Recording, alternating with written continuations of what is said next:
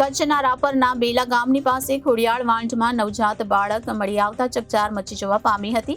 ત્યાજી દીધેલું હાલતમાં આ બાળક ઝાડીઓમાંથી મળી આવ્યું હતું, તો આરોગ્ય વર્કર દ્વારા બાળકને રાપર હોસ્પિટલમાં ખસેડવામાં આવ્યું છે.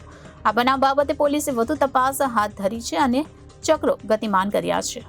રાપર તાલુકાના બેલા ગામની બાજુમાં આવેલી ખોડિયાળ વાંઢમાં આંગણવાડીની બાજુમાં એક ત્યજી દીધેલું બાળક પડ્યું છે એવું સ્થાનિક લોકો દ્વારા સમાચાર મળતા તરત જ વિસાસર વાંઢના વતની અને આરોગ્યમાં ફરજ બજાવતા બંને ફિમેલ હેલ્થ વર્કર જયશ્રીબેન બગડા અને બાજુના ગામમાં ફરજ બજાવતા વીણાબેન બરડા તરત એક્ટિવા લઈને પહોંચી ગયા અને તાલુકા આરોગ્ય અધિકારી ડોક્ટર મોતીલાલ રાયને જાણ કરીને પહેલા તો તરત જ બંને બહેનો દ્વારા બાળકને લઈને કોડકટ કરીને હાથમાં લીધું કે તરત બાળક રડતું બંધ થયું અને એકદમ હૃષ્ટપુષ્ટ અને તંદુરસ્ત બાળકને તેમની એક્ટિવામાં લઈને બંને બહેનો બેલા પહોંચી અને બાલાસરના સેવાભાવી અને બાલાસર પ્રાથમિક આરોગ્ય કેન્દ્રના એમ્બ્યુલન્સના ડ્રાઈવર કમલેશભાઈ રાજપૂતને કોલ કરીને તેમની ગાડી લઈને સાથે બોલાવ્યા.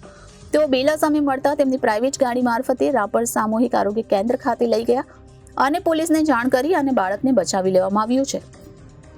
અત્યારે બાળકને રાપર સામૂહિક આરોગ્ય કેન્દ્ર ખાતે રાખેલું છે. આ દિલ ધડક કામગીરી કરનાર જયશ્રીબેન બગડા અને વીણાબેન બરડાની ચારે બાજુ પ્રશંસા થઈ રહી છે. જયશ્રીબેન બગડાના માતૃશ્રી વર્તમાન રાપર તાલુકા પંચાયતના પ્રમુખ તરીકે છે, એટલે જયશ્રીબેનમાં રાત દિવસ જોયા વગર અને કોઈ પણ જાતની પરવા કર્યા વગર સેવાકીય ગુણો વારસામાં મળ્યા છે. Bureau report Janadesh news Kutch.